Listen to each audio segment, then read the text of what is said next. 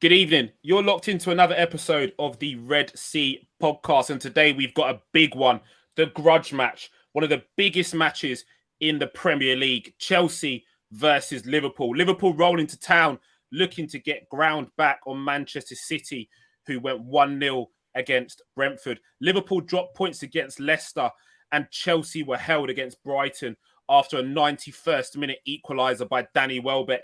The title race is wide open. It's blown open bigger than it ever has been. Is it a one-horse race, two-horse race, or three-horse race? We'll find out on the other side of this intro. Tell the world, we are Liverpool, champions of England. We've conquered all of Europe. We're never gonna stop. From Palestine to Turkey, we've won the fucking lot. But Paisley and the Shankly, the fields of Anfield gold. We are unsupported, and we come from Liverpool. Yes, guys. We're back for another episode of the FAB 4. And today, we've got the usual gang. We've also got a very special guest. I've been trying to get this guy on the show for a little while. He's my nemesis in terms of a Chelsea fan because he's always giving comments, always going back and forth on the terrace. But big shout out to you, Monster. Welcome to the Red Sea podcast. And you're coming to back your team today, yeah? Hey, big up, man. Obviously, thank you for inviting me on. Also, I just want to say, I was listening to the song that you had in the intro. You're not really the champions of England anymore. I think you need to take that out, man. Listen, we're more the champions of England than you are and than you'll ever be. Yeah, remember. And we're more the champions of Europe than you are. I don't know about that because when you got it in your trophy cabinet 6 times and you've only got it in there twice, I'm not sure if you boys really understand what it means. Didn't take long, did it? The tennis match has begun. Yes, but we're going to get into SS. How are you? You good? Yes, mate. I'm very well, thank you. I'm good. I'm ready to talk about an upcoming game rather than looking back on the last one because it was a very disappointing game last time out. Chelsea have been in indifferent form as well, so we can't both lose this one. So hopefully someone's going to chase down Man City, but I think the question is the winner of this match, really. I think the loser of this one is pretty much dead and buried, really. I don't think it's that simple. You know, we're in a Premier League title race where we've got some, formidable and some fantastic teams. Great managers in world football. You know, the Premier League has never been more competitive than it is now. So it may not be over. There could be some more twists and turns. I hope so. Anyway, and big welcome back to Courtney B. She's sobered up. She's off. She's off the booze. You know, she's gone clean up until New Year's Day apparently. Where she's going to do it all again. But how are you? Yeah, I feel a lot fresher than I was the other day. Not going to lie, that was not good. That was not a great time for me. Yeah, I can imagine. After New Year's Day, that's it. I'm in retirement. Yeah. Until next time. Let's think of how many pros have said they're going to retire and hang their boots up and then come back for that last swan song. That's you, isn't it? That is you. Yeah. But guys, just a quick pleasantries. Make sure you are liking and following everything that's Red Sea podcast related. We are on the way to 600 subscribers. Make sure that you are one of those. Yeah, get involved. Make sure that you're liking. Make sure you're commenting. But without further ado, let's get into it. And the part of the show which we always like to start with is the head-to-heads. Yeah. So SS, can you take it away from me, please? Yeah, absolutely. So obviously we played them back in August, one of the first games of the season. Kai Havertz got that really strange kind of backwards header, which was either brilliant or brilliantly lucky. Reece James decided to try and be a goalkeeper. Mo Salah equalised, and we couldn't score past the 10 men in the second half, which I think was a little bit disappointing. Fair play to Chelsea with the back 5. You know, they played really well with 10 men on the counter attack, and they could have actually won the game as well. So, all in all, the draw was probably fair that time out. The game before that again was at Anfield back in March when we were in that horrible run of form. I think we lost 6 games in a row at home. Mason Mount, the only goal scorer on that day. And the last time we were at Stamford Bridge, has to be all the way back in September 2020, when Mane got a couple of goals in about 4 minutes and a nice 2-0 win for Liverpool. So it's been a while since we played at Stamford Bridge. So I'm looking forward to it. It has indeed. And this rivalry goes way back. I can I can think Champions back League. to champion. There you go. Took the words Yeah. out my mouth. You know, battles at the bridge, and you know the ghost goal, the goal that never was, or was it? You know that banger from Alex as well. Yeah, Top that 4-all. corner bangers in that 4-all. Ryan Babel clapping back with bangers of his own. It's always been epic where Liverpool and Chelsea are concerned, and I'm expecting nothing different from this current kind of crop of players in this epic battle that we're going to have on Sunday. So, look, it's well documented that recently Chelsea have had a few struggles, and Monster, I want to come to you straight away on this. I mean, you drew against Brighton, last minute equaliser from Danny Welbeck. I've never celebrated an equaliser from a former Manchester United player the way I did that. I'll be honest, I was like power sliding on my knees in my kitchen. Yeah, when that last minute goal went in. Yeah, big Welbs. I was thinking, didn't he? Couple of there seasons you ago. go. I was even thinking about, inboxing you and sending you some serious banter, but I relented because I knew that we'd lost before that. So I thought don't get onto him yet. We'll wait until Sunday. But like, what on earth is going on? The results have been inconsistent. I mean, certainly from the Chelsea camp, there was a lot of talk at the start of the season. You really thought that the cliche, this is our year. We're going to challenge. We're going to do it. We've got one of the best squads in Europe. Where do you want to start? What is going on with Chelsea at the moment? It's a bit mad because we'll look at it from this angle. The squad is really imbalanced, and there's also certain players, that can't play. Like Kante can't play more than 2 games without being injured. Tuchel also, we have the injuries to the wing backs, and the guys that are deputies to those individuals are like some of the worst players. Like Marcus Alonso is one of the worst players I've ever seen personally. But Tuchel wanted to curb some of these issues in the summer. Unfortunately, he didn't get what he wanted. So he wanted a defensive midfielder, profile of the ilk of Fabinho and Rodri to change our style, or to at least have that option to change our style. He didn't get that. He wanted a wing back who could cover for Reece James and Marcus Alonso in case they get not Marcus Alonso, Chilwell in case they get injured. And also to give them some rest. He never got that. He wanted a striker. He did get a striker, mind you. I'm not even going to say he didn't get a striker. What else did he want? He did get a striker, but he just wanted to get certain positions to help out with his team. He couldn't get that. And part of the reason why he couldn't get that is because what people don't realize is Chelsea have so much dead wood on their books. A lot of players, maybe dead wood is a disrespectful word, but we've got so many players that are not good enough to be at this level that we need to get rid of.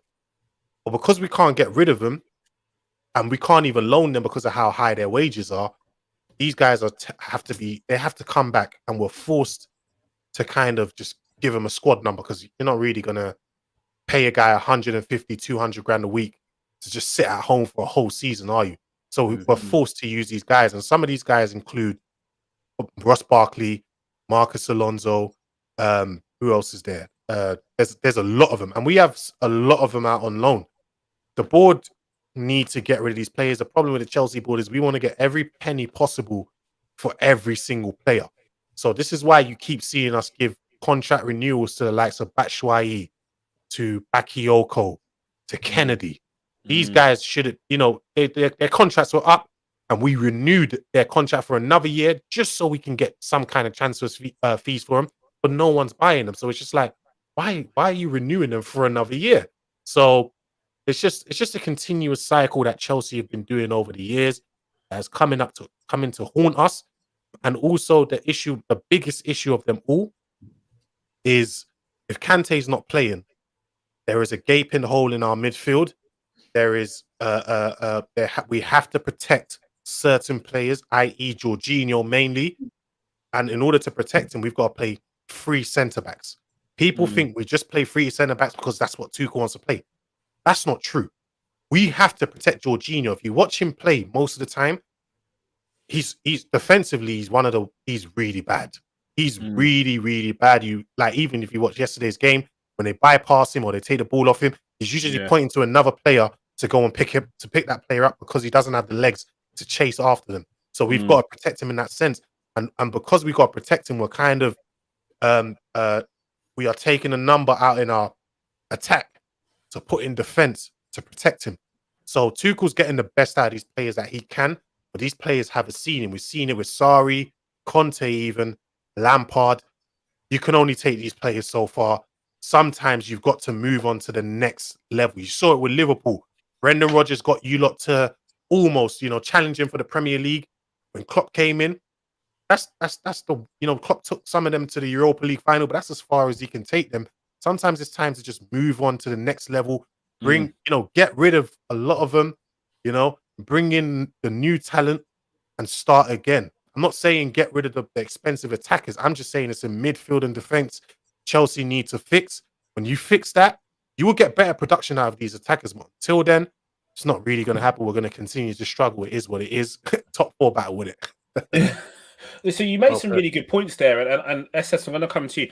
I see some parallels with some of what Monster was saying with Liverpool situation. We talk about the influence of Kante, and what he does in that midfield in terms of the legs, the mobility, the ability to hunt players down and retrieve the ball. Dare I say it?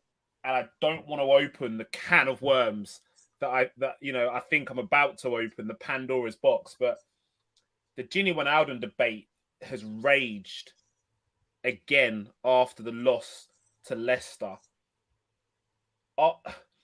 Again, I talk about players covering for other players because of their inabilities or their frailties. We talk about, again, Trent's a phenomenal fullback, but we talk about the role that Henderson does to cover the defensive frailties that people believe that he possesses. And we have to be honest, there are some defensive frailties there. It was proven in the Leicester game. Lookman played off him and ended up scoring the goal. Henderson, yes, should have blocked the passing lane, but if Henderson isn't dropping in, there's some issues there. Chelsea believed that at the start of the season, they had some of the best squad depth in Europe. That was some of the talk that was being put around, that they had the best squad depth, the most balanced squad. Are they being proven wrong? Because Liverpool have rotated to great effect. Are they able to rotate in the same way as Liverpool, or are we going to struggle in the same way when we hit a block this season?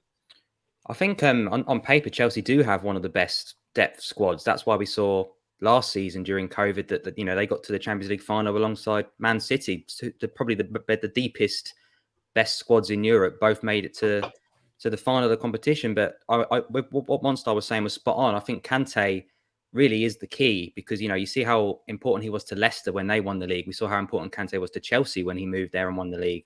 And as Monstar says, he's not been able to play that same form, get that same consistency because he keeps picking up injuries. So they have missed him, and like he says, Kante almost releases Jorginho as well. And I think the last time Chelsea won the league was with Kante and, correct me if I'm wrong, Eden Hazard and Matic as well, yeah. And Matic, yeah. They've not got anybody that scores goals anymore consistently. I mean, Lukaku was the big £90 million signing, but again, COVID, injuries, he's not really scored as many goals as you'd have expected for the fee that he was paid. And the way he played at Inter Milan, you'd have thought he'd have kind of hit the ground running. But when your top goal scorer is your penalty taker 2 years in a row, you are going to struggle to win a title. You need a Mo Salah, you need an Eden Hazard, you need someone to score 25 goals a season, and they don't have that at the moment. And to combine that, they've also not got Kante, who is the other part of winning a title. You look at the league winners, Fabinho, CDM, Rodri, or Fernandinho, CDM. You have to have a world-class defensive midfielder that plays week in, week out, and then attackers to be released to score consistent goals. So I agree. I think Gini Wijnaldum was a similar importance to us. No one else plays the way he does. No one else is as consistent as he was. And we've mentioned it in previous shows that nobody has filled that third midfield position. It's been Henderson, it's been Fabinho, and it's been Jones, Elliott, Thiago, Ox, just Milner, just on a constant rotation, whether that's form, injuries, just not fitting with a certain system, not fitting. You can't play three slow midfielders in the same team. Cater's had chances in there and not really taken that position to his own as well. So I think what Monstar says was spot on with a specific cog in your team, and that's what I think we've both missed this season, and why we're both falling behind Manchester City that little bit more. But again, I think there's similarities again with Chelsea, with Man United. I think that if Chelsea, they're kind of like a laser beam. If they just focused their laser beam with the facilities and the resources they have, they would be up there with Manchester City. But because it's all over the place, they've got 30 players out on loan that they could get. You know, I think they sold. Did you say, was it Masonda or something for like 20 million? So I've never even heard of him. No. Something like that. Masonda's, we released Masonda, but who did we say? I think it was Mark Way at Crystal Palace. Yeah, someone in the summer, 20 odd million pounds. I've never heard of the bloke. And you think, Jesus, if you could get 150 million for these players that are genuinely never going to play a game. Like, remember Lucas Piazzon? I mean, he was there for what, 7 years and played about 3 games. He only went in the summer, didn't he? He only went in the summer. Like you say, you're renewing the contracts of all these players that haven't played 10 games between them for Chelsea and are probably never going to play again. So let's get, they need to get rid of all of that kind of deadwood, like that you say. And I think that is the right word for some of them. You've got other players in around the squad like Barkley, Loftus-Cheek that kind of have to play because, you're down to the bare bones at times. But there's a lot of players there you could really thin the squad. And then with that money, start to buy those players that Tuchel needed, the backup left back, the CDM, the winger. And then you would be back up there again. But at the minute, I think you are just that little bit too much short of quality and depth. And that's the problem. Tuchel did mention, he said when he came in pre-season, he was absolutely shocked at the number of players that were there. There were so many of them. There was about 40 to 50 players on Chelsea's books. And he had to literally deal with all of these guys in pre-season, which obviously it takes the quality away from dealing with the guys you expect to be with in the season. And that's the problem with Chelsea. There's too many of these players that should not be here. And we're just constantly renewing these players every single season to try and get something out of them. And it's just like, they say when you do something over and over and over again, expect different results. So it's a method of madness. And Chelsea just keep doing this. And it's like, just let these guys go. Even if it's for free, you just get them off your books. There's no point of them being here anymore because they're never really going to play for you, are they? Do you know what? I respect your honesty, and I think it's a great time to bring Courtney into the chat as well, because I know you're going to have some strong opinions on this, and I think that Liverpool have been the same. I think we're a club that does stuff out of sentiment sometimes, and it affects our ability to move on. We need to be able to let go, and I think that's where the Gini Wijnaldum thing came in. We respected what he'd done for us before. The kind of the legendary figure that he'd cut now. We talk about the Champions League win, the Premier League win, the Champions League final. He was the kickstart of the Jurgen Klopp era with Gini Wijnaldum. It kickstarted then, with the way that he played. He was at Newcastle as arguably a number 10. He came into Liverpool and started playing as an 8. It's a very, very different, role that he was doing. But what do you feel, Courtney, about Liverpool's current position in terms of the players that we have on our books? Because I see parallels. I think players like Divock Origi, it's time. Oxlade-Chamberlain potentially, it's time.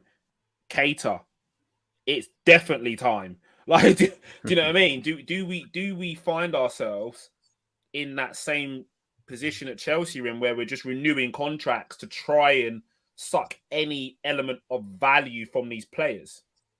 So first of all, the whole Genie situation, I just think we need to stop talking about it now. I think Genie, he's gone. Like the way he spoke about the club and things like that, he's not a Liverpool player for me if that's how he's going to be.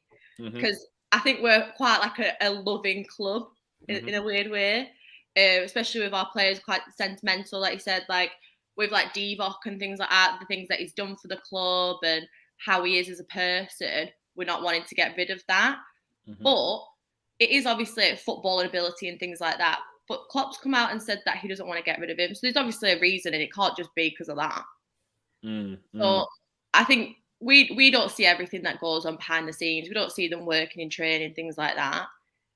Obviously, he's not providing like he provides when he's called upon, which is quite rare. But I do think that we do have some players where, their time probably is up. Kate, though, I wouldn't say is one of them for me personally. Oh, good. You're a Naby I sexual. I think he needs more time. What? Not quite the easy there. More game time, 'cause you get these glimmers from him. Like when he came on in the cup. I Yeah. think he had a great game. Fantastic game. And then he came on at Leicester and ruined it for me. do you know what I mean? Like, there's no Leicester was an all-round shit performance. It wasn't. You can't call on one player that played shit. It's a team. No. You're right. Team. You're right. No, you're very, very right. You're very, very right. Yeah, I agree. You cannot just single out one player. It's correct. But if we're talking about more time to make an impact, Naby Keita is a player that doesn't need any more time to make an impact. He's been at the club for a long, long time now. You know, and that's even taking out the year that he went on loan. Well, that's the problem. Availability is the best ability. And that's what I'm saying. This takes us back to some parallels that we're seeing with Chelsea. Monster's spoken about the injury plies of Kante. Availability is the best ability. If you're not available, you can't contribute in any way, shape, or form. Yeah. Kante is kind of fitting into that position now where maybe sentiment is creeping in with N'Golo Kante. Is it now a point to say, do you know what? You've been an amazing servant to Chelsea Football Club. You've won us a title. You've won us Champions League. It's now time for us to phase that Kante era out and usher in a new era. And just quickly on a player that can play that role, who both Liverpool and Chelsea were interested in and were in for, and Chelsea won the race for, Saul Niguez. Why is Saul Niguez not kicking a ball at Chelsea? Because he's a player of pedigree. Now, we talk about the Gini Wijnaldum role, and I hate to throw it back to the Gini role. Saul Niguez would have filled that role for us. He can ball retain. He can win the ball. He can look after the ball. He can get box to box. He can support the attack. He can support the defense. That's the Kante role, no? That is what Kante does. Maybe he can't have the same output in terms of athleticism, but he's no slouch. He's an intelligent footballer, but we're seeing him get hauled off and not twice. Twice, and never getting seen again. What's going on? Saul Niguez was brought in to do a Kante type of job, so he was always the wrong profile of midfielder to bring in. Whether it was going to take him an adjustment period to become the Saul Niguez of old, at the same time, he was always the wrong profile, so it was never going to work. Do you get what I mean? So I'm not angry at him. Like this is on the Chelsea board for bringing in it's like me and you spoke about it the other day in that Twitter space, Thiago, when we're talking about profile of midfielders. You bring in the wrong profile of player and ask him to do a job that, it's not on him, that he can't do. It's just not his fault. That's not his position, or that's not the way he plays. You're asking for him to fail. So it doesn't surprise me. And I'm not going to go at him or whatever. I don't blame him. I blame kind of the Chelsea board for getting things wrong. Tuchel asked for a defensive midfielder, proper defensive midfielder, a physical one that's suited for the Prem. A destroyer. The board, obviously Tuchel wanted, Rice. Obviously, you know what West Ham's valuation of Rice is. That's not going to happen. Okay, cool. Fair enough. Tuchel also liked the look of, what's his name? Boubacar Kamara, the one from Marseille. For some reason, Chelsea didn't get that. And he's a cheap option. He's free in the summer as well. He didn't get that. Then the board obviously liked Tchouaméni, and that was a personal recommendation from Fabregas himself to Chelsea. But then Chelsea thought to themselves, let's give him one more year to develop at Monaco. But then you look at that, and then you ask yourself, then how is Tuchel supposed to get the optimum best out of this team? The board decided, all right, cool, we scouted Saul Niguez for 2 years, bring him in. Saul Niguez now, every time he plays, first half, he gets hauled off. And when he came on in the second half against, I can't remember what team it was, he was at fault for the goal. It's just like, I'm not surprised. Like, it's just, we actually deep the business we did in the summer transfer window. I get it. People say, oh, you bought £100 million striker. Forget about the price tag, yeah, and think about profiles and how it's supposed to suit the team. Lukaku obviously was the right pegs, decision. round holes, right? Yeah, Lukaku was the right decision as a striker. I know, you spoke about Lukaku's not necessarily firing, but Lukaku's only out of 7 chances he's received this season, he scored 5 of them. That's a very, very high percentage. That's a very good return. That's one of the best returns in Europe. So our team is not even creating any chances, but the minimal ones they've created for Lukaku is scoring about 70 something to 80%, which is almost the highest in Europe, isn't it? So look, Monster, before you get into the Lukaku thing, because that's nicely easing into the next phase of the show. You're about to steal my thunder, yeah? because look, and big shout out to you in the comments as well. We're definitely going to get onto this. In fact, we're going to get onto this now. What the hell? Like, I'm just seeing Chelsea Twitter in absolute meltdown. There's spaces, like the whole of my top of my Twitter is filled with Chelsea spaces. I'm seeing you dipping out of one, dipping out of another one because you're fighting fires.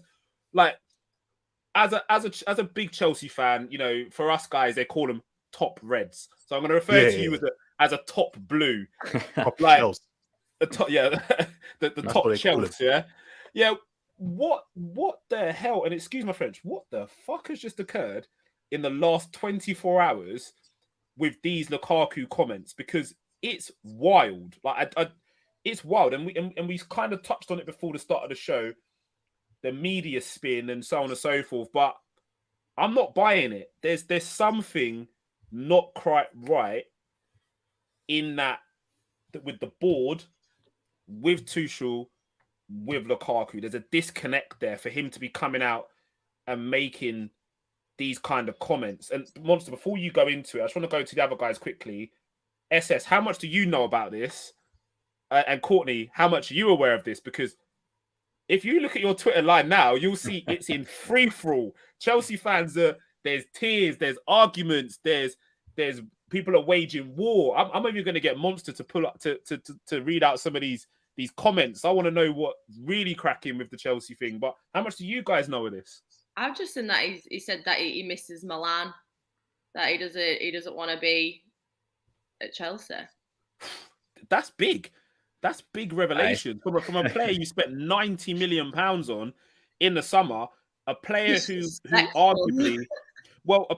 arguably thought was kind of going to turn the tide for Chelsea, and we and I look at it not from a neutral, from a rival fan perspective. I thought, right, Tuchel's come, that's a big cop because he's a decent manager. He's got the ability to be elite level manager. No, that's a disrespect. He's an elite level manager. He's going to do things. Then I see Lukaku, fresh off the back of a Serie A title. He absolutely annihilated Serie A. He bullied them boys. And I thought to myself, shit, Chelsea are going to be serious. And it's just disintegrated. Gone like that. It's gone like that. And SS, just quickly, like, what do you know about this whole mess? And what's your thoughts on it before I let Monster rip? Yeah. I won't steal too much of his thunder, but my son is a Chelsea fan, so I followed it maybe a little bit more than most Liverpool fans have done. And again, it's always the media, isn't it? It's blown out of proportion. I mean, he's literally told Sky Italy he's not happy with the situation at Chelsea. That doesn't mean he's not happy being at Chelsea. He's not happy currently with what's going on. So the voice of reason, SS. He played he played in the front two at Inter Milan, didn't he? And like you say, he bullied teams in Italy. Inter Milan walked it to that title last season. He had a strike partner. It was very different. He had a De Bruyne setting him up for Belgium, and he hasn't really had that at Chelsea. There's no real number 10 that's playing in that way. Mount's usually in the front three. He's probably the closest thing they have to it. Pulisic and Ziyech have been playing up front. So formation-wise, tactics-wise, it's not something he's too familiar with. But he said that he had unfinished business in England. He's not going to come and throw his toys out the pram in 6 months. He wanted to come back. He wanted to prove himself because he felt that he's got more to give in this country, in this league, which we know is the most competitive in the world. He had a rubbish time at United, but he was good at Everton, and he knows he was at Chelsea right at the beginning. He was probably there a little bit too soon in his career. There were other players ahead of him, left, and now he's come back as a world-class striker. So now I'll let Monster take it from there. Well, Yeah. let's look at it quickly. Romelu Lukaku told Sky Italy earlier this month. So these comments are only coming to bubble into the surface now. And we speak about the media spin. The media will release things at certain times, like you said, start in order to get clicks. There is no doubting Chelsea face Liverpool on Sunday, arguably one of the biggest games in this current league title campaign. Is the media setting up the perfect storm for Liverpool versus Chelsea? Because I will not be surprised. I will not be surprised if we get some Liverpool clickbait in the next 24, 48 hours, maybe off the back of Klopp's comments saying this isn't good enough to win a title. And that will kind of tell us where the media are at. But Monster, the floor is yours, my man. Tell us what is going on with Lukaku. Exactly what SS said. The media, these guys are so targeted with this. They knew exactly what they were doing. They've had this interview apparently for about almost a month now, and they've waited for the perfect time to drop it. So they waited where the Chelsea fan base is boiling after a 1-1 draw. I reckon if Chelsea had won yesterday, they wouldn't have dropped it. If Chelsea had lost against Liverpool, they would have dropped it then. Also, the interpretation of the article as well was very malicious, and it was wrong and put out of context as well. They knew what they were doing there. Lukaku did not once question Tuchel. Neither did he say he wants to leave the club. He never said any of that. All he said was they were basically asking him similar. They were basically asking why is he not firing, and he was basically just answering the question of it's the way we kind of play. It's not really to the best, and it doesn't suit me. But I'm going to keep working to get the best out of myself and things like that. He said that in the interview. Also, with regards to him leaving and going back to Inter Milan, if I got someone who speaks Italian to translate for me, without the bullshit, that person straight up told me, he said, hopefully he can go back to Inter Milan when he's still playing at a high level. Not when he is not saying, because what people are saying is, he's saying when he's still in his prime. He's 29. His prime's only a few more years, so he must want to go back to Inter Milan. No. He said he wants to go back and hopefully he can still be playing at a high level. They've now misinterpreted that and put out what they put out and have been very, very malicious with it and known what they were doing because it would drive clicks and would drive, people towards their website. I think it's disgusting. So I think but it's the media in general. I'm not surprised. I think we all know how they are. They know when the best time to release these things and they know how to interpret it in a certain way, knowing people are not smart. Let's just read that bit out. I've always said that I love Inter. Yeah. I'll play for them again. I really hope so. I fell in love with Italy. Now is the right time to talk about it and tell people what really happened without saying anything bad about anyone, because I'm not like that. I want to really apologize to the Inter fans because I don't think I should have left Inter the way I did. I should have spoken to you guys first, especially after everything you did for me, for my family, my mum, my son. I'll never forget that.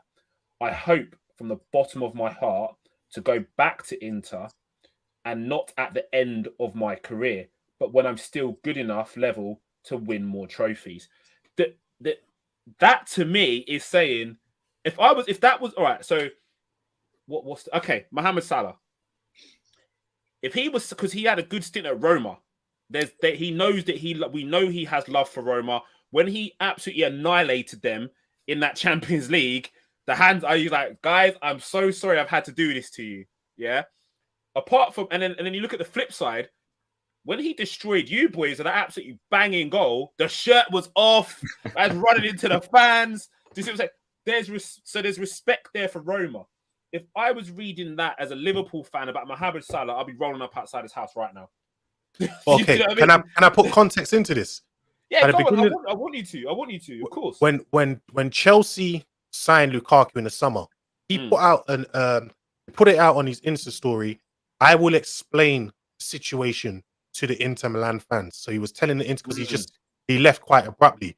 You got to look at it in the context of they probably asked him what, with regards to Inter Milan. Now, in terms of the translation of that situation, I've got a guy told me, he said with regards to him playing with Inter Milan, he said even the comment about he said, bro, he didn't even say at my best. He said at a high level. They definitely twisted it, talking about him going to Inter Milan. So he didn't. Those words are taken out of, they've taken a certain way and they've twisted it to make it seem like Lukaku said, I want to come to Inter Milan soon. Do you get what I mean? Does that not annoy you though, as a Chelsea fan? Do you not want your players to think, I want to end my career at Chelsea, I love the club, I want to stay at the club? Do you No. not especially No. Lukaku. Do you want to know why? Do you want to know why I say no? I can't think of one player. I'm going back to even the legends of this club that retired at Chelsea. John Terry didn't. Lampard didn't. Drogba didn't. They all left for other clubs. John Terry left for Aston Villa. Lampard left to go to America. Then he ended up at Man City. I'll be lying to myself and be very realistic to say any player is going to retire at my club. These players don't retire, and I'm not even going to, because we know how Chelsea are. Chelsea are ruthless. As soon as your legs are gone, boom, you're out the window. And they did that with all the legends. So I'll be lying to myself to say Romelu Lukaku a would long retire. period of time though. He's talking quite soonish. He's 28. He's 28 now. He's 29. I think he's 20. Is he 28 or 29? He's turning 29, isn't he? Or has he just turned 29? Yeah, he just turned 29. So sometimes, as football fans, we have to be honest with ourselves and think like, stop. Like, I know we are reactionary and we all go crazy. But if we're being real and we actually think and deep the situation and look at it, Lukaku's not going to retire here. No player will retire here. Like, they don't.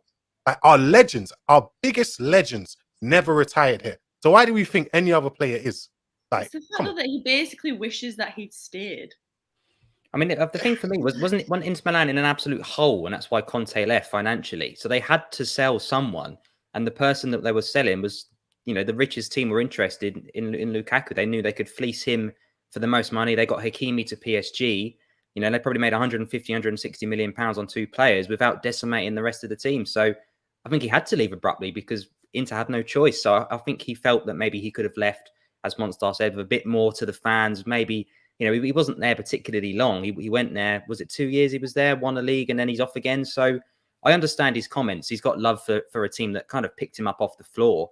They saved him from Man United. So I understand he wants to give a little bit back. But, he's, like you say, he's 28. He might go back there at 32, 33. Cristiano Ronaldo was smashing Serie A in his mid-30s. It's a different league. So he's not saying his prime in terms of what he can do in the Prem. He's saying, while I can still go back there and win trophies, that could be 33, 34 easily in Serie A. So let's look at this quickly then, because I've just pulled up Inter Milan's league position. 19 games played, 14 wins, 4 draws, 1 loss. And they've won the last 5 on a bounce. Milan are tailing them on 42 points, Inter on 46 points. So by the looks of this, and just for the purpose of the show, Juventus are in the dirt. But never mind. But by the looks of this, Milan are coming out of this looking rosy. Really, Inter Milan are coming out of this looking rosy. They're probably going to win the league again. They're going to do it again. Got us in the Champions League. They got us in the Champions League. I'm not shook.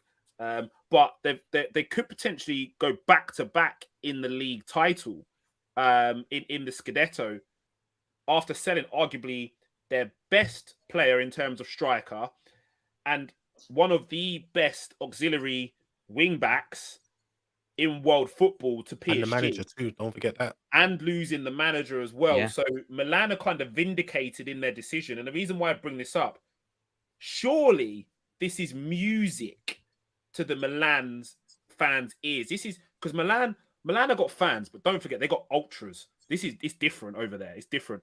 Those guys will kill you over their football team. It's like that in Italy, yeah. So surely this is music to the Milan fans, the ultras' ears, that they've sold their best player in terms of Romelu Lukaku. They've lost their fullback in Hakimi. They've lost an elite level manager in Conte, and they're still about to win the league. This plays right into their hands because Lukaku, and again, I'm going to play devil's advocate here. Is Lukaku looking at the situation at Milan going, I could have had another league title under my belt. We're in the quarterfinals, or sorry, in the last 16 of the Champions League. I could have got another league title. This would have been easy pickings. I mean, Probably doubled his wages as well, though, to be fair. potentially, Yeah. but the money isn't everything. The money is everything. At the end of your career, especially at 29, you're not chasing money, you're chasing silverware. 30 in your early to mid 30s, like Gini Wijnaldum, you're looking paydays. You're not looking titles, you're looking paydays. And Zeko was the replacement, but he's not really doing that great there. There's finding a way to win games and still potentially win the league. We're going to close on this topic as well because we're going to jog it on slightly because the show's ticking on. But just quickly round robin. SS, does this story go away or does it rumble on into the summer, or is this just a flash in the pan with this story? It's going to disappear as quickly as it arrived for me. He looked like he's back in good form. Hopefully from Chelsea point of view, hopefully he stays fit, COVID free. That goal against Villa was brilliant. Came off the bench and looked back to himself. So he'll get some good form. Whether that's against Liverpool at the weekend, I'm sure we'll get into in a moment. But he's gonna get easily 10 goals between now and the end of the season. So I think it will go away as soon as he hits form, because like Monstar says, they've been sitting on this story for a month and they try and drop it out of context at the perfect time, and it's disgraceful. So no, it will completely disappear. He had no issues with the club.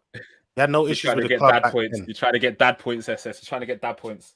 They knew what they were. They knew what they were doing. They knew the perfect time to drop it. I feel like as well. Another thing is, I feel like it's possible as well. I think was it in Italian, so it might not even be his best. His first language, and certain things might have been mistranslated. I just don't. I don't think he wants to leave at all, and I don't think he's questioning Tuchel at all.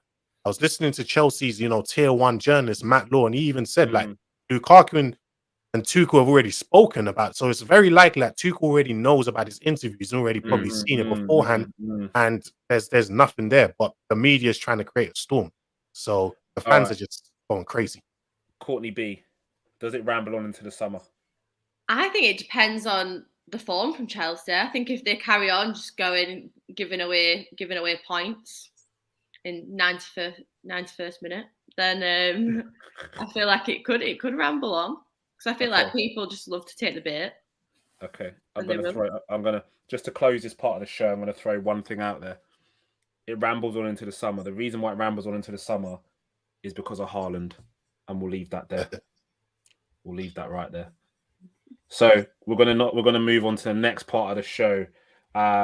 And we're going to get into the situation. We're going to dig more into the situation at Liverpool, because will we strike back in this title race? The reason why I say will we strike back, we dropped points at Leicester. It was horrific. I don't want to relive it, but Liverpool dropped points at Leicester and are in need of an immediate response to keep pace with City in this title race.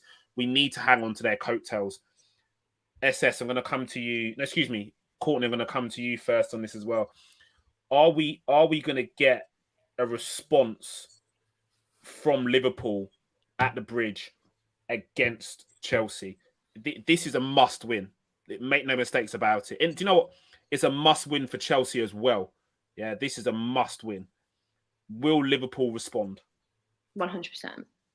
I think everyone knew, the players knew, Klopp knew, the performance against Leicester, it just wasn't there. It was like I don't know, like they were all hungover. They just weren't performing like they do. Like it was like a completely different school, a completely different team. It was literally like the tempo was just dead. They weren't retaining the ball. It was sloppy, and the whole performance was sloppy. So I think it's going to be a case of they've probably had a bit of a bollocking. I bet Klopp's probably gone into them, and I think they're going to have a bit of fire in the belly for the weekend. Do you think Christmas might have played a part? The Christmas turkey dinner kind of weighing in on them. I don't. I think it was an SS. I'm going to throw this one at you as well. Okay. The fixture, the momentum, that Leeds, and I said it. That cancellation of that Leeds game would hinder us, because you can almost have not enough time to prepare, but at the same time, you can have too much time to prepare for a game. Too much time to think about things. Too much time to analyze opposition. Too much time for tactical analysis. Klopp probably said, I'm going to give you a couple extra days off, or a day or two extra off, just because he was talking about fixture pile up and so on and so forth. So I don't think, and again, I haven't got this on gospel. I'd be surprised if we stuck to our normal training regime. Yeah, They probably had an extra day off, which would have posed a problem. 100%. Klopp loves a moan, doesn't he? Let's be honest. He can lean. Are you a Liverpool fan today? I am, but sometimes you have to hit. Reality needs to hit. Sometimes we need to take our red goggles off just for a second. I mean, you can lean whichever way you want. You can say we've got too many games, and then you can say, oh, actually, it was a disadvantage. So for me, not playing 2 games in 3 days is an advantage. So if you can't make the most of that, it's your fault. It's not the league's fault. It's not COVID. It's not the FA. It's not the Premier League. It's your fault. We had a full strength team against Leicester, who are not in the greatest of form. They've conceded goals left, right, and centre. And without reliving the horror show that we turned up, we got a clean sheet, and we were awful from front to back. So I don't buy into the whole, if the Leeds game went ahead, we'd have won that and we'd beat Leicester, because that performance may have been against Leeds as well. So whether they gave him Christmas Day off instead of training because there was no game, that could potentially have played a part in preparations, but it would only have been an advantage because you get more days to prepare for Leicester when Leicester are actually already preparing and recovering from Manchester City. So I don't buy into that at all. I look at the game against Tottenham, which was the last time our first team played before that game, and we were crap that day as well. So we've not been in good form for the last couple of games in the league. We beat Leicester by the skin of our teeth in the Cup, which was a very much changed team, and somehow saved that game in Liverpool style. But we've got a really difficult fixture this weekend. Chelsea aren't in a great place. We're not in great form in the league. And as I said at the start of the show, we've got a game in hand over these two. But if this is a draw, City will be rubbing their hands together, and whoever loses this one, I genuinely think are out the race. It's going to be too far. Monster, this is your time to jump on Liverpool. Go on. I'm being honest with you. If we're being really honest, really and truly honest, none of us are challenging City. Their team's we're not. But their team's just too strong for some reason as well. During this C-19 crisis, somehow these guys have survived and had nothing, no cases. There's no injuries either. These guys are it's just too easy for them. It's like there's no crisis for them at all in any sense, whether it's injury, whether it's C-19 cases, everything's working out perfectly for them. That's why we just can't challenge them. They're just too strong. They just got too much quality in depth, not depth, quality in depth. So that's why I just even if Liverpool beat us or Chelsea win, I just can't see any of us just challenging City. They're just too good. They're too strong. I mean, they can drop Grealish and Foden just because they went out on a night out, and sell Ferran Torres and tell him he's not going to play anymore. Take 3 players out of their attack. They're still scoring 6 goals. We take 3 players out of our attack. We're not going to score. We don't score with our best 3 on, or all the front 4, let alone take 3 of them out. I agree with Monster. The quality in depth is just it's not a level playing field at the moment. But do you think? I think there's a lot. I think there's a fear factor associated with this. I think there's a fear factor. I think teams look at City, especially how they performed last year as well, because they put this same sort of run together last year. Teams look at City now and go, "Fuck, it's Manchester City." Whereas I think teams look at Chelsea. No, they have, and that's not taking anything away from them. They've been incredible. The Centurion season, Pep the way he's played, that's not taking anything away from them. But let's talk about the facts. I think that teams look at Manchester City and go, "Damn, we're playing against Manchester City." Do you know what I mean? Even down to like Ivan Toney's comments yesterday. I don't know if anyone's seen that. Saw that. Do you know what I mean? That was funny. It's just banter. It's banter. I'm not being funny. If I've just lost the game 1-0 to Manchester City and had opportunities to counter Manchester City, I love Ivan Toney. Yeah, he's a good friend of one of my long-term friends. Yeah, he's a good crack. He's a good lad, right? But that's banter, man. That's banter. Do you know what I mean? That is banter in the highest level. To be like year 11s will give the ball back. That's mad. Do you know what I mean? That's mad. The City have that pedal, don't they? They were 4-0 up against Leicester, took it off. A lot of teams would crumble with that kind of comeback, and they're like, "Oh, we'll just put the pedal back on." And last night, I think we don't really need to break sweat. We're just chilling at 1-0 against Brentford. We haven't got to play amazing. Every team that's won the title over the last 10 years has gone on one of these runs of games where they've won 9-10 in a row. United have done it, Chelsea have done it, we did it, and City have done it. Anyone that comes through the December Christmas period with 8-9 games in a row win the league. So for me, it's not going to slow down. It's only going to get easier because they've come through that toughest group of fixtures unscathed. now they're going to be having a game every week again, into the January, February, March time. So I even think they can start to take one eye off it and look at the Champions League come March time. I think it's that simple at the minute. You make some really, really good comments, and Courtney, I'm going to bring you in on this really, really quickly. I don't think it's that simple. We're living in a different world at the moment. It's a different world. Monster touched on it, that they've not had any COVID-19 cases. Everything seems perfect. No injuries, no nothing. But this is football. We know it can turn like that. We know the tide can turn tomorrow. Tomorrow, we could be seeing cancelled fixture for Manchester City due to COVID-19 cases.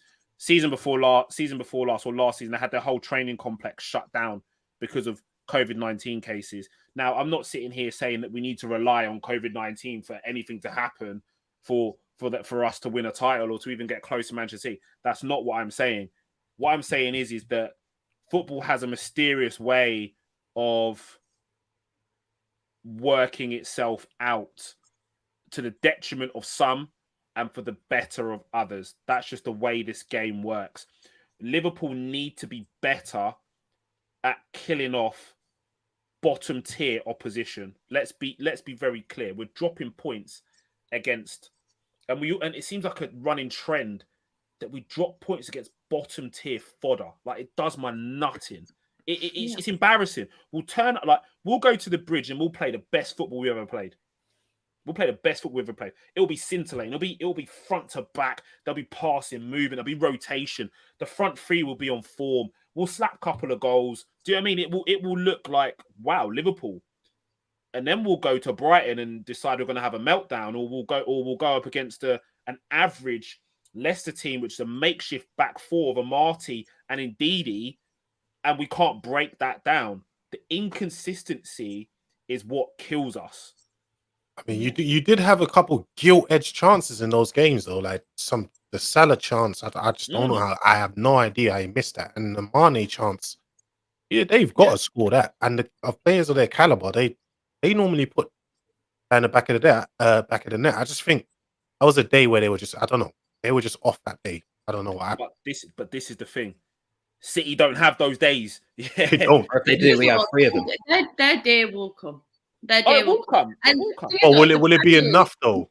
Will it be enough days? The Premier League, you can't. Because I've not given City the title yet. I've still got. No, I've not either. I think there's still a way to go. They could have a huge injury crisis still. You never know. Could be worse than that. Courtney, why are we relying on this? Why are we relying on injury crisis? Talk about COVID-19. The day though, as well. just having a shit game, because you've got to drop points. They will drop points. They've already dropped some points. So will we in Chelsea. Yeah. Ours is draws. We draw too much. So do we. We've drawn a lot. But this is the thing. You've got to win a title, and look, this is the crack, yeah. To win a title and to be the best of the best, you've got to be killers. The year we won that title, we were killers. I think about the Aston Villa game, the Mane header, head down where the boots are at, boom, killer. He was a killer. He was just on contract killing. It was like, no, not today, yeah, not today. I think about the Mo Salah goals at the start of the season. He was on smoke. He was a killer. It was like, nah, this is, and you think about the interviews he gave after that, he's like, not this season. This season, we have a point to prove. And I was peddling the revenge tour banner, and I'm still on it. It is a revenge tour, but we didn't get revenge against Leicester. We let them do us again. And you can't, especially when you've got Manchester City in your league. Yeah. Next season, next season, Chelsea will be stronger. City will be stronger. Spurs will sort their selves out because they've got Conte as a manager. Dare I say it? Dare I actually say it? Manchester United might sort themselves out. Come on now. Let's not get ahead of He's not wrong. No, but not wrong. Yeah, he's right. They will be better. Dare I say it? We are closer to Arsenal right now than we are to City. And Arsenal will banter FC at the beginning of this season. Yes. God. This is what I'm saying. Teams are going to get stronger. So the only way that we can solidify our position as being an elite level team and being that number one contender to Manchester City, because Manchester City are always going to be favourites, being the number one contender to Manchester City is by being fucking killers. We have to can't be wait till killers. I can't wait till Pep leaves, man. He's just too good. This is what He's I'm too good, saying. man. They will slip up though. Every team does. Every team will go through a patch of bad form. But the team we slipped up to in the year before last was Manchester City, and because of the draws, we lost the title by 1 point. And we were near perfect. We were perfect. Yeah, we were about to blitz this Invincibles tag that Arsenal be talking about forever. Yeah, we were near perfect.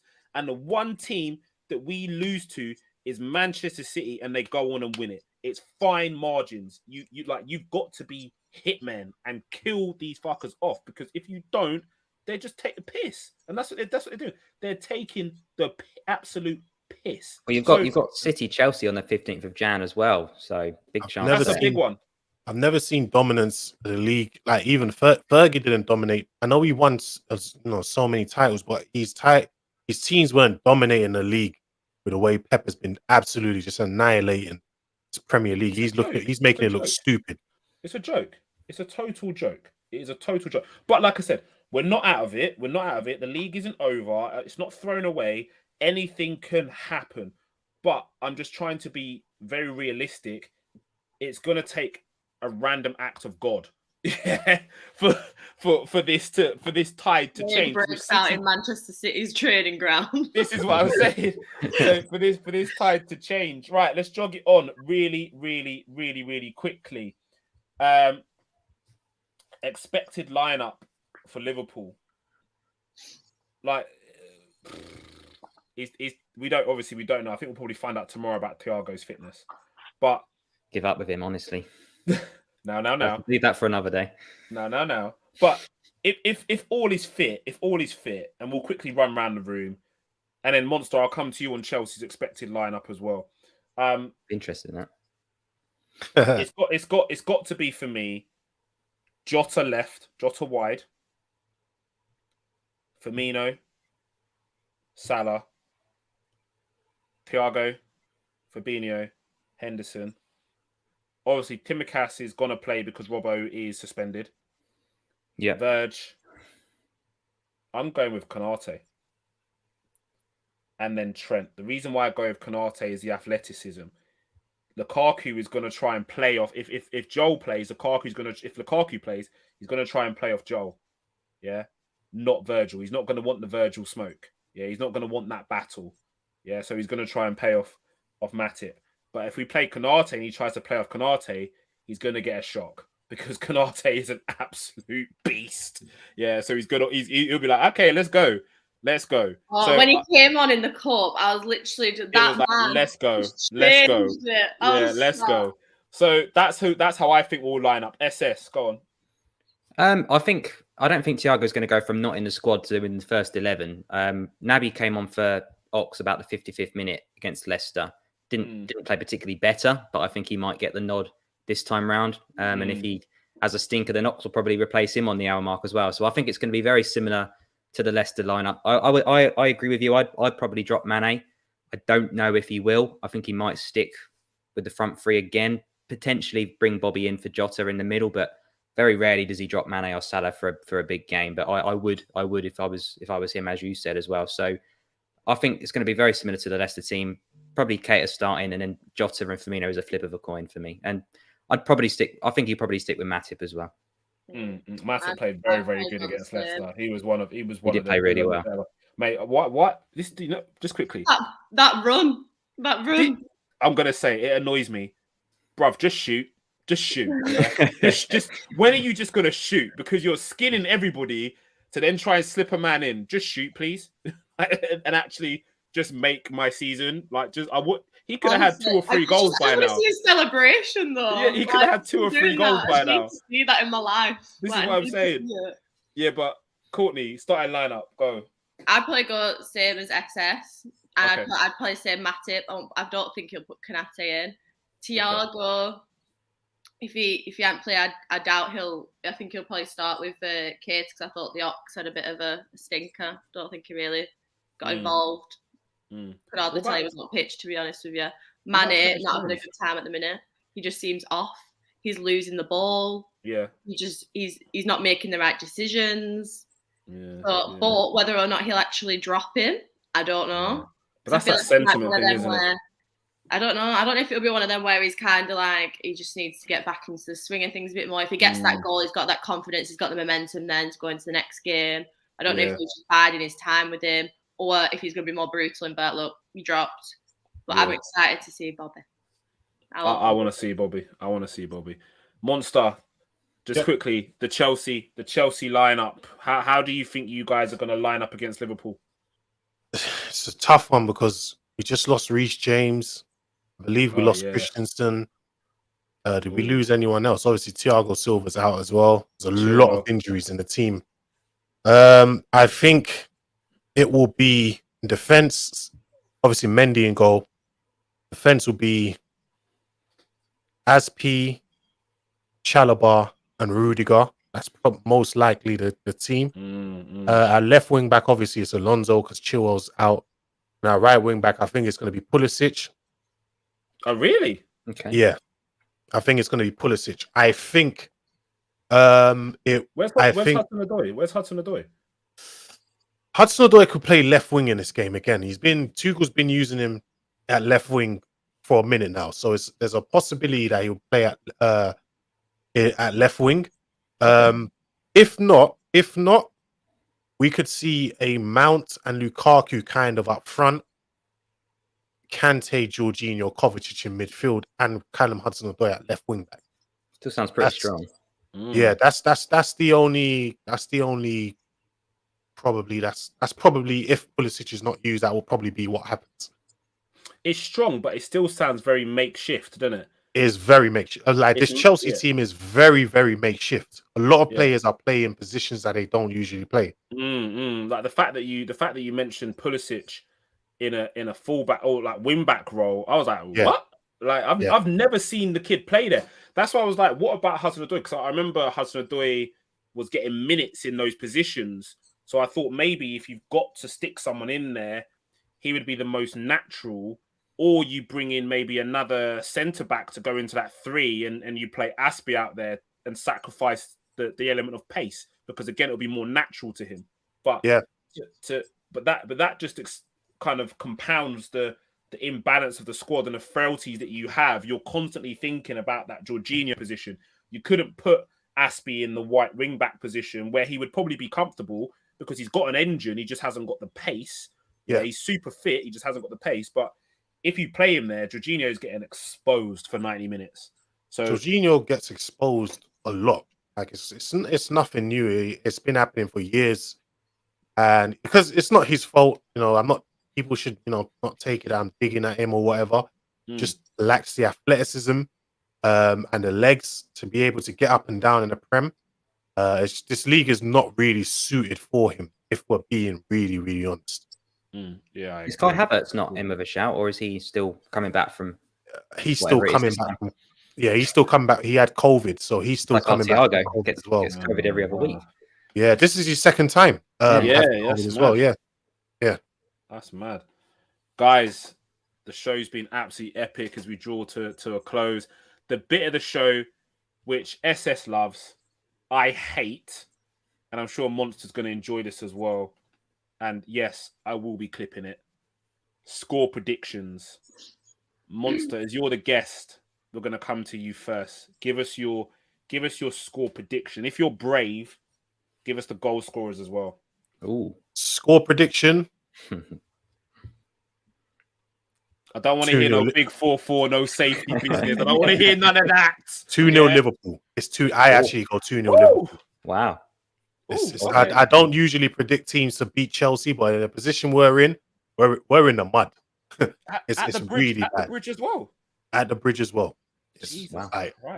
Where I'm looking at is midfield, and I just think you guys are gonna. You saw what Basuma did yesterday. You saw what he did. Run amok. I don't think this time around our defense has been saving us for a while. At some point, a team's going to cash in. I think Liverpool and City will, because we're playing you guys, in the same period of time. I think this is time where teams will finally cash in. This will be it. I mean, if you lose both of those, it really is over, isn't it? Well, Oh, I only want you to lose one of them, and that's the Liverpool game. Yeah, you need to do us a favour. Yeah, do us a favour. Courtney B, talk to me. I'm gonna go 3-1 Liverpool, and I'm hoping that we can just be clinical in the final third. So I think we are like we just can't finish at the minute. It's like we're just banging on the back of the door, and it's just not opening. I feel like that's how it's felt for the past few games. Very So we true. need to start actually finishing our chances that we're getting, burying them, and getting the next one. So I'm gonna pray for a 3-1. 3-1. So I'm going to go next, and I'm kind of enjoying this 2-0 vibe, but I don't think that we won't concede, because I think Chelsea have the ability to hurt us with set pieces, especially if Lukaku's playing as well. And Liverpool have got this frailty with set pieces, whether it be conceding from a set piece or conceding after the set piece. Yeah, we've got a bit of a frailty there. So I like the 3-1 idea. I think we're going to be free-flowing in attack. I think Bobby has to play for us to get any success. I also believe that Mane needs to be dropped for this game and Jota to play that wide position. I think the game against Leicester was just a freak for him, and that he'll be back to his best. Second top goal scorer in the league at the moment, with 10 or so goals. So I'd like to see that combination of Firmino, Bobby, Jota and Salah, because we haven't seen that for a while, and I think it could pay dividends against Chelsea, who are going to want to try and play up against Bobby. And like I said, Rudiger has this thing about getting attracted to the ball. If he goes to press Bobby, that's going to leave a space behind for Jota or whoever to run into, and they will get punished. So 3-1 is where I'm going with it. Fair enough. SS, talk to me, bro. Yeah, I mean, as you know, Chelsea are not in the greatest of form, but neither are we. So it's not an easy place to go and find your form again. I think Chelsea win now. Just wait. it's on honours even for me. I'm going to go for a 1-1 draw. I think Lukaku and Salah for the goal scorers. I mean, Salah's not scored for a couple of Premier League games, which is unheard of. So he's definitely due a goal. He likes a goal against Chelsea as well. So yeah, I think Lukaku looks like he's back in goal scoring form. And when he came on against Villa, he's just so powerful. I don't think he'll go up against Van Dijk, because he tried to do that at Anfield and didn't get a lot of success out of that. So I think he will go up against Matip. And like you say, whether it's a cross from one of the wing backs, if Pulisic is playing right wing back, I can see him getting down that wing, getting the crosses in for Lukaku, and see if he can get either even a second ball in the penalty area. So yeah, I'm going to go for a 1-1 draw. I think it's the perfect result for City, unfortunately. Yeah. Guys, that's been another episode of the Fab Four. Chelsea versus Liverpool on Sunday. Who is going to be victors? Because this game is massive. It can have massive ripples and consequences for either team's title challenge and for Manchester City's, and could further strengthen Manchester City's title credentials. Monster, what you got coming up? Where can the viewers find you in the coming days, weeks, months? I've not really got much coming up, to be honest. I haven't been streaming much recently, but obviously I am on Monster CFC. That's across all platforms. But yeah, at the moment I haven't got anything coming up for now. Just yeah, you do. You're going to be on our Transfer Tuesday show in January. You don't know it yet, but I can tell you that you're going to be on our Transfer Tuesday show in January. Hey, we could talk about that. We could talk about that. Yeah, for sure. Yeah, no, I'm looking to bring you on, obviously, as a rival fan, because we're going to be getting rival fans involved this time. So we'd love to get you on to do some Chelsea representation, because whilst our own transfer business affects us, but other teams' transfer business also affects us, especially with how tight the league is. So we're going to be like deep in what those teams are doing in and around us, and so on and so forth. So we'll be looking to bring you back on, but we'll get that booked in. Courtney B, you're going to be avoiding the bar, I'm sure. Our viewers are going to think you're an alcoholic.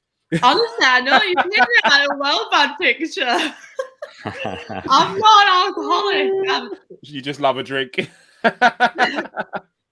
Responsibly. Yeah. Good answer. Not on the night. Not that responsible on the night. So Courtney will obviously be back for more Fab Four shows.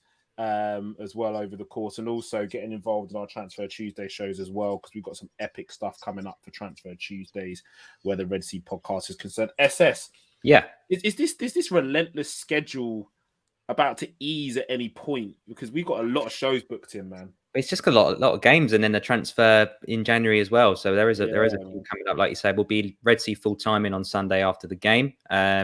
We've then got our Carabao Cup semi-finals, similar to Chelsea midweek. So we'll be doing a preview for the Arsenal game as well as our Transfer Tuesday in the week. And then we've got a bit of a respite at that. After that, we've got Shrewsbury in the Cup, which we don't tend to do Fab Fours for those, and then we'll be back after that for another Transfer Tuesday as well. But it's been good to have Courtney back alongside us, and I've really enjoyed having Monstar on. Speaks a lot of sense, and really enjoyed the chat. So, and always a pleasure with you, TF. Yeah, of course. And guys, obviously, you can probably catch me and Monster going back and forth on Twitter, in Twitter Spaces. Just me generally going for him at any given time, because I just don't like Chelsea. Fair enough. Huh? Just, I do miss the days of, like you said, the Champions League. What was it? 04, 05, 05, 06. I think 05, 06 was in the group stage. 06, 07, 07, 08, 08, 09. Jesus, there was so many years in the Champions League. Good days. That Mourinho and Benitez rivalry era, that rivalry where Benitez was like, I'm just going in and clearing up his messes after. Do you know what I mean? After Chelsea, after Inter Milan, after Real Madrid. Yeah, so it's been good, man. And thank you for coming. As I said, we're going to shout you back for the Transfer Tuesday shows, and we're doing the Chelsea specials because we're going to be talking Chelsea, I'm sure, over the Transfer Tuesday shows. So that's been the Red Sea Fab 4. Thank you to Monster for coming on. Thank you for SS for joining us as well. Thank you for Courtney for joining us as well. We've been the Red Sea podcast. Make sure you lock in for the Red Sea full-time show, which will be straight after the Chelsea-Liverpool show for instant match reactions. I'm sure because of the magnitude of this game, it's going to be a big one. And hey ho, we might even actually bring a Chelsea fan back in for that as well, because it could be epic as well. But guys, thank you for joining us. We've been the Red Sea podcast. We'll catch you soon.